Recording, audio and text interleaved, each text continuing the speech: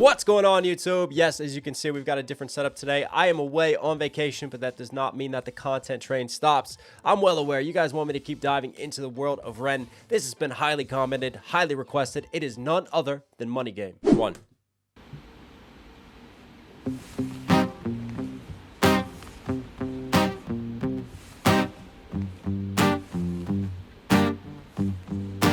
It's a strange time we're living in. Bull can put fear in. Hierarchy parties, they make us feel inferior. I love that flow as it comes in. Rap flow combined with, a singing melody.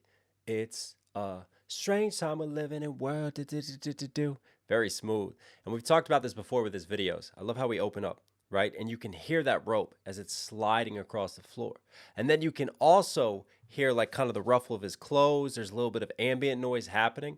And that's the difference between a music video where an artist just throws on a pre-recorded musical track and just raps to that versus Ren's videos, which are like live action. Like we're right there in the moment and it's so raw and it really just brings the viewer in and adds a different sort of creative dynamic to it because all these sounds are happening right there in one raw shoot, so you can hear all that ambient noise and everything as it goes on, along with the recording of the audio itself and the musical track. And we're living in. Bull can put fear in. Hierarchy parties, they make us feel inferior. Greed runs through parliament interiors. Devils walk on.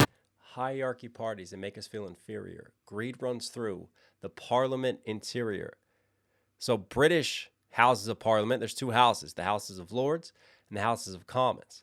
And I like the hierarchy lines because if you look at British history, right, it's a history of an aristocracy, a hierarchy. I mean, the House of Lords still reflects that and exists to this day. So I take it as a comment on that societal hierarchy, but also like the hierarchy of politicians who are run by greed, is greed and money. And that's what motivates the world, runs through the parliament interior. It's kind of infiltrated our very system of government, but also it makes these politicians make decisions for people that they can't necessarily connect with. They live in a bubble compared to people that are truly suffering, people that are truly going through it. Interesting lines to start off with, man. They make us feel inferior. Greed runs through parliament interiors. Devils walk among us, they fit the criteria. Eerie, theory, stripe, fearing, weary-minded. Wow, that was a really cool reveal of this character. Walk among. Because I didn't even think about who's playing the guitar, because Ren's always playing the guitar. Someone else is playing the guitar. But again, talk about these videos. They're all one take, right? It's not like there's a bunch of editing and cuts happening between them. So all this movement and this setup has to kind of be choreographed beforehand. We got to know where we're going to go with the camera, how we're going to present stuff. And this right here is really dope because you start on the rope, right? You follow that rope to gradually reveal Ren, which is really cool filmmaking in and of itself. And then the videography of this, as we start to revolve around Ren's silhouette. They fit the criteria. We don't see our other character yet. And then a new player has now entered the arena. Very cool camera work. Theory, stripe, fearing, weary. Hang on. Devils walk among us, they fit the criteria. Eerie, theory, stripe, fearing, weary-minded men. Eerie theories strike. Fearing, weary minds. That's a really cool 5 to 5 syllable setup scheme, the way they did that. 1, 2, 1, 2, down. 1, 2, 1, 2, down. Cool rhyme writing there. They fit the criteria. Eerie, theory, stripe, fearing, weary-minded men. And then eerie theory strike. Fear and weary-minded men. Men who are weary, exhausted of the system. Or did he say like worry, like being wary of everything? I'm not sure, but these different eerie theories about who's controlling us, conspiracy theories start to arise. Let's see where we go with this. They fit the criteria. Eerie, theory, stripe, fearing, weary-minded men. When we're clearly living in dictatorships, nearly blinded by illusions to choose who's fooling. When we're living in dictatorships. See, we think that we're living in democracies, and here in America, we think that we're living in a constitutional republic. But Ren is pointing out that these lines are starting to get blurred. It feels more and more like a dictatorship. We think that we have the power and the control. But do we really have any power and control in today's world where business corporations and mass interest groups wield so much more power over the individual wants and needs? And what are a lot of these organizations run by? Capitalism and greed, and solely concerned with increasing their profit and then influencing these politicians. These politicians have to raise a ton of money to get into office in the first place, especially in the States. There's no campaign cap, so if you want to be president, well, congratulations. You better find millions and millions and millions of dollars in order to do it. You and I can't do that. So where does the real power lie? Power of the dollar, baby. Clearly living in dictatorships, nearly blinded by illusions to choose. But who's fooling who? A ball chained to your shoes, I'm pain. It's a crying shame. The pursuit of our own wealth lights a flame that makes greed a game. Ball chained to your shoes, I'm pain. It's interesting that he like expresses kind of that pain as he leans in on this character who we don't know who it is. Is it Ren kind of speaking to himself in a way? It's a crying shame. The pursuit of our own wealth lights a flame that makes greed a game that lets this whole world burn. As the world turns, the whole world burns. But money with... Oh, that wasn't creepy at all.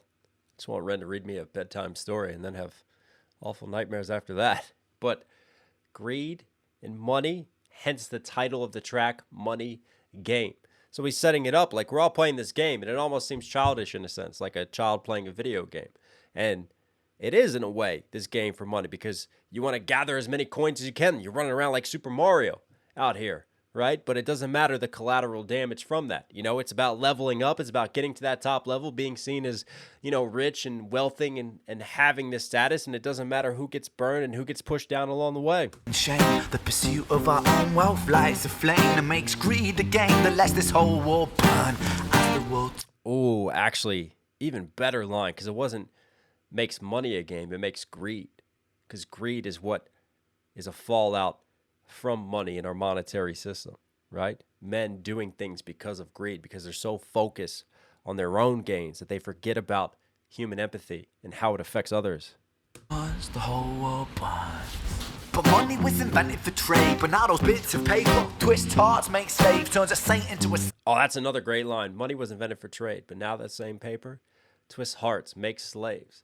And yeah, you know, we started off with a trading and bartering system. Here, I'm going to give you this rice, and you know, you give me some silver or gold or different commodities, and we used to swap commodities, and that's how we did it.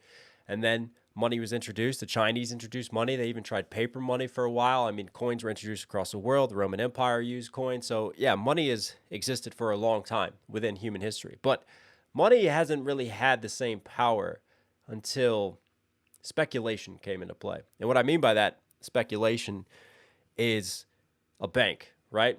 Say I'm a farmer and I want to buy some land, especially during as we came into industrial revolution, as things started to change out of the feudal systems. Wow, let me see if I can connect my thoughts here and do that one more time. So coming out of the feudal systems, right, as people were giving sort of more freedom instead of just living on their lord's land and working in that way, all of a sudden they could be their own businessmen. They could be their own capitalists. So they wanted to go buy land.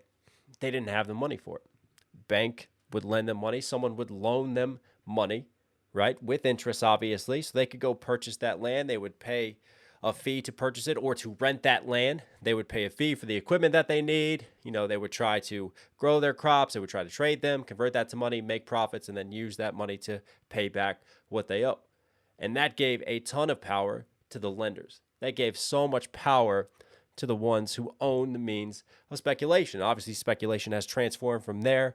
We started to realize, hey, we can make money, create more money. You know, we can create stocks now in companies to help raise capital. We could create bonds. And it's all essentially hypotheticals at the end of the day that we've used to create these systems and infrastructures around speculation via money that has let a lot of people become extremely wealthy, but also let a lot of people take advantage of other people throughout our time. It was invented for trade, but now those bits of paper twist hearts, make slaves, turns a saint into a sinner, a child into a killer. His finger on the trigger of a money game. Wow, that's a great shot right there. I mean, look at the silhouettes. I love the green tones to the color editing and the color grading as well. It feels very like a Christian Nolan film, right? Getting like Dark Knight Rises vibes, or even an NF music video, the way that's set up. And also, you talk about the timing, because again, this is all one take, right? Look at this camera work. The whole world burns. As Ren whispers in his ear, the whole world burns. Notice how the camera's up close, very gritty, very raw. But money was in... As he starts to walk away, as the guitar starts to play again, for trade, but now those... Notice how the cameraman really backs up and expands to widen our perspective and view again. So Ren's over here. Our guitar player's over here. Hearts make slaves, turns a saint into a sinner, a child into a killer.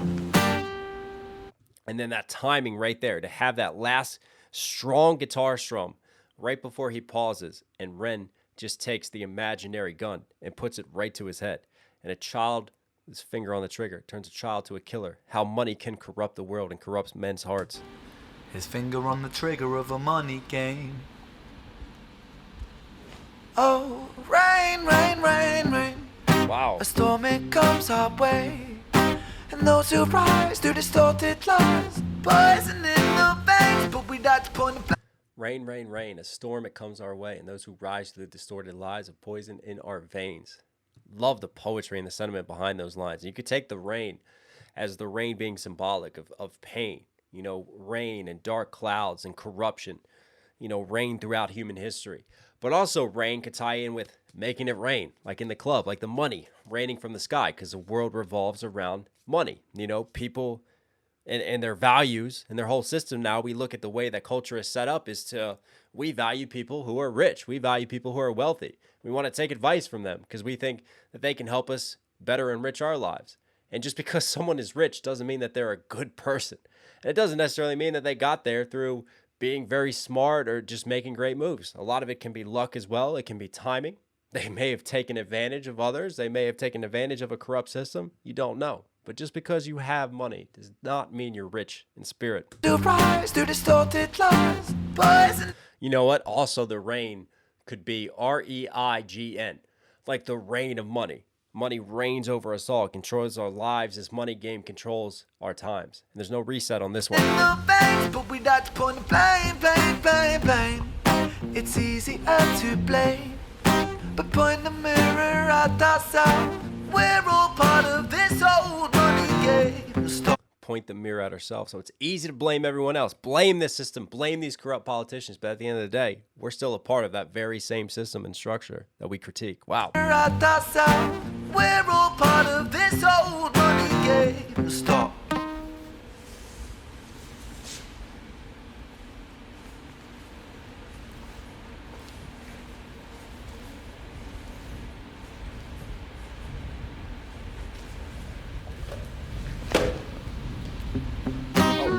Where the gloves come from?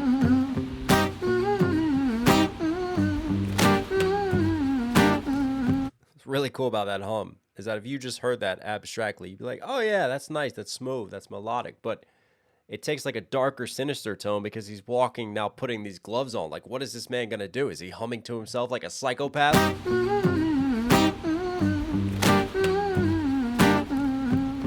This old money game.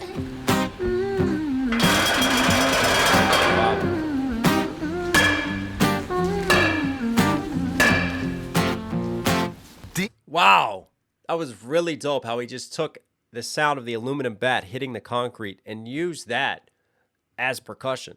We talked about this when he used the guitar technique and introduced sort of percussive sounds and rhythms within the guitar. Well, he just took the folio of the bat and used that to replace like a drum kit. That's dope.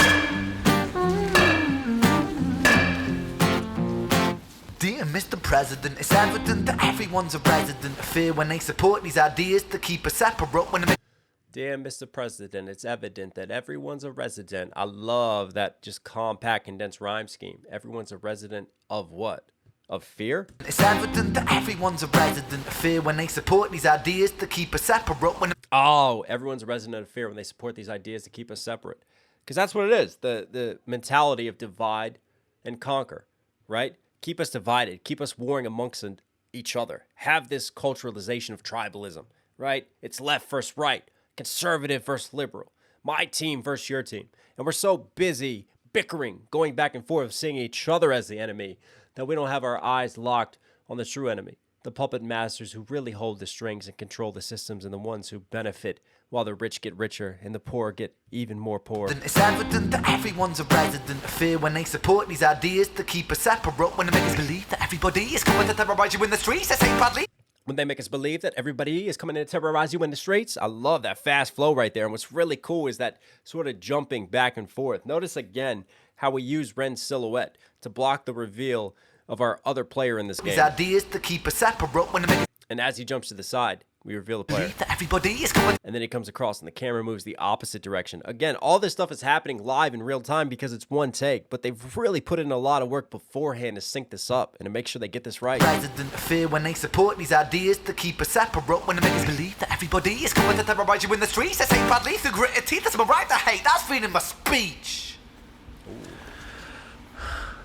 But when did freedom become a reason to hate? A way to justify a racist slur or insult we make? There's an irony in freedom. I have a right to hate. That's my freedom of speech. Now, how many times do you hear it when people want to say, well, that's my amendment right? And I could say whatever I want to say. Well, sure. I will proudly defend your freedom to express yourself because I think that's very important for a thriving, functioning, democratic nation wherever you are. You know, freedom of the press, freedom of speech is very important. But at the same time, we have to appreciate that our words still have consequences. Our words still affect others emotionally. They can incite violence. They can really influence things. Words have a lot more influence than people appreciate. So always choose the weight of your words carefully and just empathize with others. It's a simple rule to treat others how you yourself want to be treated and speak to them how you would want to be spoken to. A reason to hate, a way to justify a racist slur or insult we make. There's an irony in freedom, cause us in the West, we have pillaged and plundered and murdered like savages, colonized all of the rest. That's called a pop. We have pillaged and plundered and murdered and colonized all of the rest. Wow, again, that just flow right there. And that's ironic because us in the West, we're the ones talking about how advanced we are as a civilization. We have all of these freedoms that you can enjoy. But what's ironic is if you look at our history is marked by expressing our freedoms while at the same time oppressing others and taking away the freedom of others. In freedom, cause us in the West, we have pillaged and plundered and murdered like savages, colonized all of the rest. That's called hypocrisy. Preach a certain value that you never keep yourselves. Your country was in flames. You denigrate your... Sorry guys, I was coughing up a lung there. But anyways, preach a certain value that you would never keep yourself. Pointing out the hypocrisy. Because yes, you know, Western civilization as it's been celebrated is also marred by genocide of the Native Americans, oppression of others, the slave trade, colonization, oppressing and conquering others. So, you know, freedom is great, but who gets that freedom? It's the winners who get that freedom, not the losers. And history is always written by the winners. I love how he points out the hypocrisy of all this. Preach a certain value that you never keep yourselves. Your country... Because it is so true in society today. We're so focused on our freedoms and how free we are and great we are. But at the same time, at what expense has that freedom come? But just colonize all of the rest, that's called hypocrisy. Preach a certain value that you never keep yourselves. Your country was in flames. You denigrate yourselves in a second. Still you spit your... Oh, really cool. You denigrate yourselves. And right there, just to emphasize that hit, he strikes the baseball bat on the chair. That was Keep dope. yourselves. Your country was in flames. You denigrate yourselves in a second. Still you spit your venom. Demonizing immigrants when really you're the immigrant. Cause all of us are immigrants or descended from immigrants. Irony is imminent. I'll shed the light on immigrants. America was colonized by Britain. Britain, it was colonized by Rome. And also colonized by the Saxons. They were German, by the way. You know how people throw shade upon the Germans because of history's pain, and yet we made the same mistakes all again. Demon. Wow. There we go. Ren pointing out some of the flaws in the methodology of immigration today. Like, no, we're not going to let these people in. These are our borders now. These are our walls. But when you look at our own history, we are a nation of immigrants, especially in America. We're a melting pot of people. Same in Britain. Him pointing out the Roman Empire when they conquered Great Britain. When the Angles and the Saxons, the northern Germanic tribes, came and conquered Britain. And what's funny is, you know, Germany gets all the blame for World War I and World War II. And people want to point the fingers, especially during that time. There's a lot of German hate. I mean, even Benjamin Franklin, there was a time when he wrote about Germans were not considered white people. Germans were a different race to Benjamin Franklin and to a lot of Englishmen in America, which consequently reflects the opinions and values of England at the time as well. So placing blame on someone else when it's ironic, because if you look at your roots, your history traces back to Germanic bloodlines. I love how this is like a history dive, political commentary, societal commentary by Ren. This is really going in levels. And the other thing I want to talk about is World War I, right? World War I is not Germany's fault. World War I is just a result of all the entanglements of alliances that we've had in Europe at the time. You know, Archduke Franz Ferdinand, he gets murdered in a small country, right? But somehow that transforms into Britain and France aligning, Russia getting involved, Germany getting involved, all these massive nations getting involved because of one singular event. Why? Because of alliances. And Germany just happened to lose, unfortunately. It may have gone the other way if Germany had won. But Germany wasn't necessarily evil. Britain and France weren't evil. There wasn't really like a great good and evil. It's easy to make World War II about good and evil because you had Hitler and the awful atrocities that happened to the Jews in the Holocaust. But essentially, if you even look at how World War II began, the conditions were ripe in Germany because everybody blamed the Germans. And Germany took the blunt of the blame for the war. They had to pay everything back, give reparations for it. They were so oppressed. The German people were like, hey, this isn't right. We're being massively oppressed. And you just needed a strong leader, someone who was a great public speaker, to rise that emotion and to inspire them. And that's essentially what Hitler did. He was a great public speaker. Was he an awful human being? Absolutely. But the conditions of World War I is what set up World War II. And yet everybody wants to place the blame on Germany for both world wars when it's not right. Throw shade upon the Germans because of history's pain, and yet we made the same mistakes all again. Demonize a whole people, Jewish or Muslim, the same and the same. We make the same mistakes again. Demonize the whole people, Jewish and Muslim. Obviously the Jews and the Holocaust. Muslims after 9/11. All of a sudden now you look at Muslims a different way. Every single Muslim's a terrorist. See how round and round on the hamster wheel we go? And we continue to repeat the mistakes of the past. Same mistakes all again. Demonize a whole people, Jewish or... And one more statement on immigration that I do want to make that I find interesting is it's like, well, if you immigrated during this time period, that's okay. You're now a local, right? You're represented here. But if you try to immigrate today, think about it. If you're in a war-torn country and your job is to protect your family and to look after the people that you love, are you going to stay there? No, you're going to flee. You're going to try to give your kids a better life and a better opportunity, much in the same way that a lot of the immigrants that came over back in the late 1700s, the 1800s to America, what they were looking for was a better life and an opportunity. Well, that's still happening to this day. So it's okay if it happens in one location in one time period, but all of a sudden now, since it's happening in the current time frame, it's wrong. See the hypocrisy within that thinking? Because of history's pain, and yet we made the same mistakes all again. Demonize a whole people, Jewish or Muslim, the same and the same. Old situations play on repeat. The same old TV shows repeat. Yeah, we worship the bleak. Our opinions are our own and we follow like sheep. There's no left, there's no right. In the middle we sleep. Rain, rain. There's no left and right. I really like that line because there's no direction. They have us looking left, they have us looking right, but really they have us held down right where they want us, in the middle, kind of penned in. That's that first interpretation. But also there's no left and no right. Left being Democratic, Labour Party in Britain. Right being Republican, being the Tory party in Britain. And we have these factions dividing us, and we're so going at it that they can't see that we're really in the middle at the end of the day. And also an interesting comment on just kind of, if you step back and look at the lens of greater history for American politics. If you look at the policies that got released by the presidents, what was approved, what laws were passed, a lot of times, again, from a greater lens, I'm not talking about like 5 years or within a small bubble, but you step back from it. Most presidencies kind of sit in the middle. And why is that? Because we have a huge system of checks and balances. So just because like a Democratic president gets elected does not mean you're going to have a bunch of Democratic laws that come through, because we have a huge system of checks and balances within the judiciary, within the bureaucracy itself, with the way that things are set up from the executive branch to the legislative branch and beyond.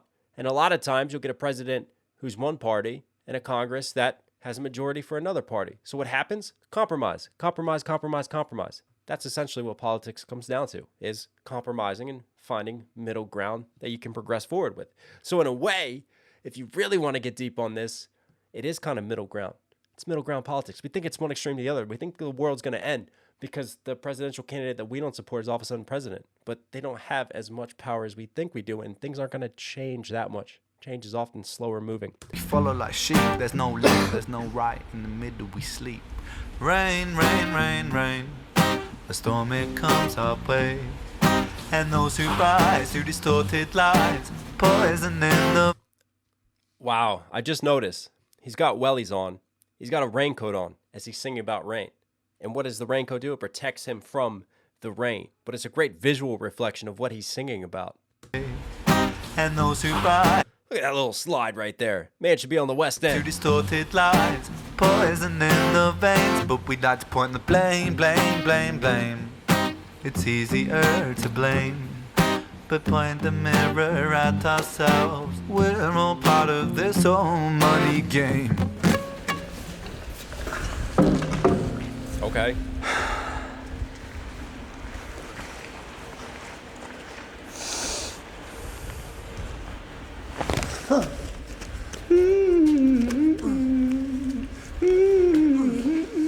Wow, that's not haunting at all. That little melody is humming.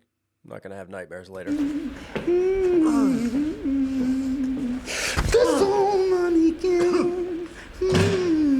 Wow.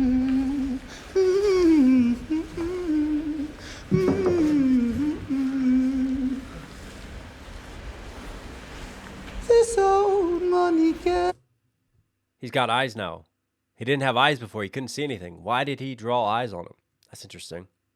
And then gave him a knee right where it feels good.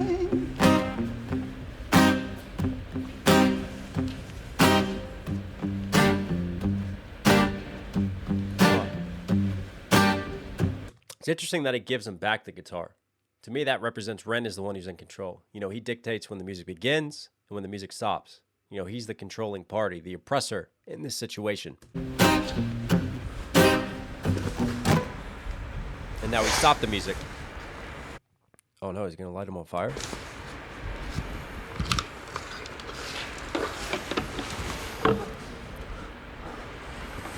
No? Did you see that guitar just pull a ninja move and block the canister? Look at that guitar block.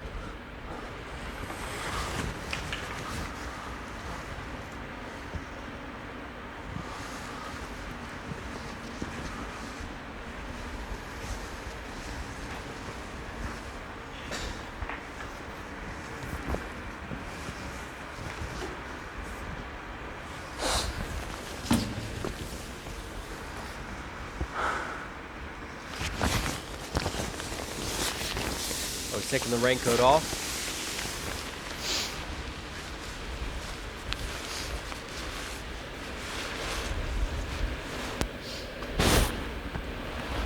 That's funny. You can hear him unplug his own microphone. And now we switch solely to the audio coming from the camera. Speaking of cameras, this one's going to die. Sorry, guys. We're back. Let's keep it rolling.